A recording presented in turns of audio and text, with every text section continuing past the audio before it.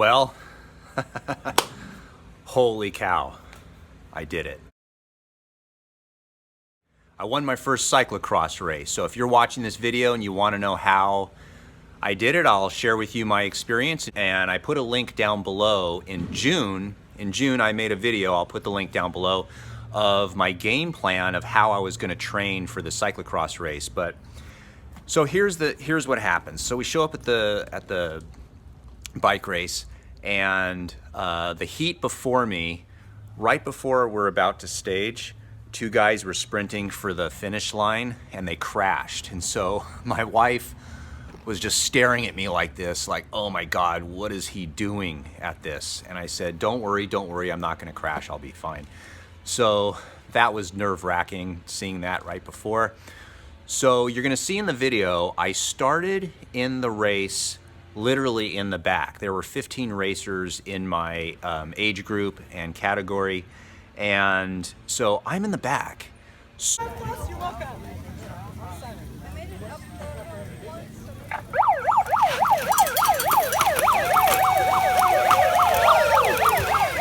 off, we go around a corner, we go around another corner, and I realize I'm literally in the back in last place. So what I did was, there was a long straightaway and everybody was kind of single filing it and kind of drilling it. And I just decided I cannot be in last place. My game plan was to be at least in the front, in the top 5 or top 3 for the majority of the race. And then at the end, I would be saving my energy and would use my energy at the end of the race. So what I did was I realized I'm in the back, this is not good, because we were gonna enter an area where we were gonna be going around a lot of trees and things of that nature. And so I went into the drops and I figured that, well, I got nothing to lose, and I was gonna burn all my matches getting to the front. And so I just got in the drops and just went for it, sprinted literally to the front of the group. I was planning on getting in 3rd place, and then all of a sudden, somehow the guy in 2nd place kind of went through some sand and dug a little bit, and then there was an opening between 1st and 2nd place. So I scooted in there, and so I was in 2nd place, and I knew I could catch my breath. So we're going around a bunch of trees. We went through this downhill section.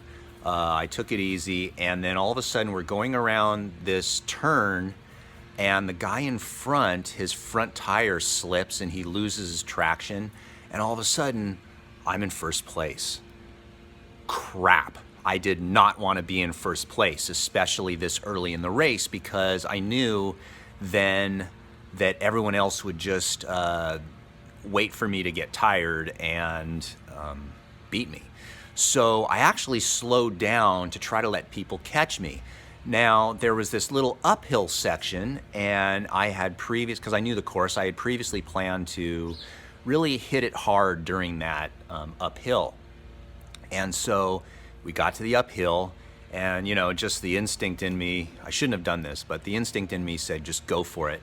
So I took off and went uphill hard. I looked behind me, and I, for some reason, had about 20 feet ahead of a lead. And then all of a sudden I just kind of didn't know what to do for about a lap, and just started, every time we went on an uphill, I drilled it hard, and I started gaining time.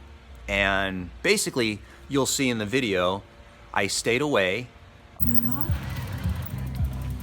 You need to be on the road.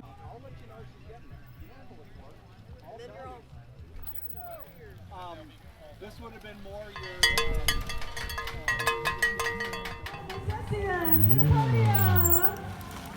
Our champion, and Nathan Mercia, 2nd.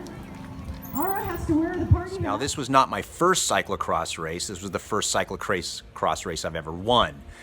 And this was the 3rd season of my cyclocross. I have been racing bikes all my life, since I was about 11 years old. The last time I won a bike race was when I was 15 years old. So a long time ago. I've done road races, criteriums, I've done triathlons, I've done time trials, never won a race in any of them. And so this was my first win. So that's how it played out.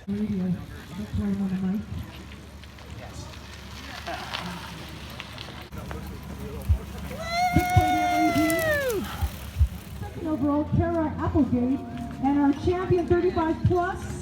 I want to thank my daughter and my wife. That was our fastest master out there. Laura Strickland. Super shady. That's a real artist in there.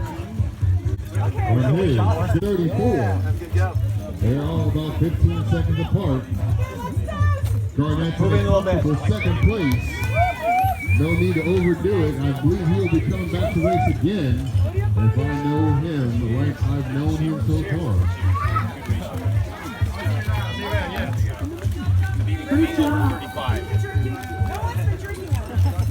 Now, how did I do it? Number one, the first thing was what I've learned over the years, 2 years of doing cyclocross, is you got to be at the front in the beginning. If you're not in the front, you're going to have a very hard time getting to the front once the laps go by. So you need to be in the front. That's what I did right. The second thing was I actually knew the course. Now this course was near my home, about a half an hour away from my home. And what most people probably didn't know was for 2 weeks prior to this event, I was actually going to the course and practicing on the course. I had about 3 hours of practice time on this course prior to the actual race. Most of the people that I was racing with, some of them were from San Diego, some of them were from Riverside. They were 2-3 hours away. They did not have the hometown advantage that I had. And so that definitely played a role. And the reason I say that is because there was this one downhill section that was really sketchy. A lot of rocks, a lot of potential for getting a pinch flat, a lot of potential for flatting, losing your chain. And I can't tell you how many times I went down that downhill in practice, learning what the best route was. So I suspect that as I was doing this race, I was literally coasting down the hill, going faster than the other people that were pedaling down the hill, taking the wrong line. The other thing was, because I knew the course very well, I had a strategic plan of where I was going to attack and where I was going to rest and catch my breath, because you simply cannot attack for 40 minutes. That's impossible. So there's that. So I had a hometown advantage. I prepared for it. And that, I think, is really what helped me win this race. So training that I did for it was, started out 4 months ago preparing for this race. I started out with weightlifting, doing goblet squats. I progressed to lunges, and I started doing intervals. And I started out doing just simple 4-minute intervals. Then I progressed to kind of 10-minute intervals, and then 15-minute intervals. And so then 3 months into it, I started doing kind of more punchy, short-term intervals, 2-minute intervals, separated by 2 minutes. And then I started doing 1-minute intervals. So 1 minute on, 1 minute off, 1 minute on, 1 minute off. Once I started doing that, and I would do like the 1-minute intervals, I do 30 minutes total of time of the actual workout, so 15 minutes, 15 intervals, that type of thing, mimicking what you would probably be doing in a cyclocross race. Then about 4 to 5 weeks prior to the cyclocross race, I started going to local parks and practicing my cyclocross skills, practicing my starts, practicing cornering, learning how much you can actually lean the bike and maintain traction. I was learning how well to corner, and also mimicking an actual cyclocross race. So I would dismount, I would bunny hop, I would go around trees, I would carry the bike up a hill and run up a hill with the bike on my shoulders. I did all those things, and basically I would do those practice sessions. I would do either a 15 or 20 minute session of a high intensity practice session of cyclocross, then I would rest for 10 minutes, just ride around the block, very easy zone 1 riding, and then do another 20-minute. So my intervals and my practice sessions became more specific to cyclocross as I got closer and closer to the event. The week before the event, I hardly rode at all. I think I did maybe 35 miles the whole week prior to the cyclocross race, so that I was very much rested. I was not fatigued. I did not ride 60 miles the day before, type of thing. And so if you want to try to win a cyclocross race, this is simply how I did it.